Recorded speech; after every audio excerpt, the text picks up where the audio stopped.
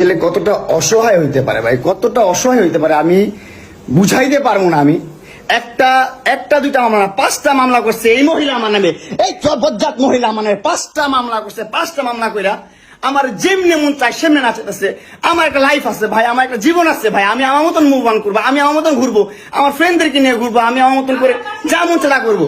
তুই এগুলা কেন করতেছিস? আমার বাসায় কি করো তুমি? হ্যাঁ, তুই তো আনছিস আমার তোর বাসায়। আমি কেন আনবো? তোর বাসায় ঢুকতে না দিলে, তোর বাসায় শুইতে না দিলে আমি কই থেকে আসছি? আমার বাপের যোগ্যতা আছে তোর বাসায় ঢুকার? তোর যোগ্যতা আছে আমার বাসায় ঢুকার আমি ঢুকতে না দিলে? হ্যাঁ, সিকিউরিটি কল দেস, ইলেট ফোর্স কল দেস, জানোয়ার মহিলা কোথাকার। আমার বাসায় তুমি কি করো? হ্যাঁ, কি করি বল? তুই কি করি বল? কি করি কাজ করতেছো? বল? কি করি বল? তুই কি করি? তোর বাসায় কিভাবে আসছি বল? কি করো তুমি আমার বাসায়? বল কিভাবে আসছি? তুমি জানো তুমি আসছো কেন আমার বাসায়? তুই বল।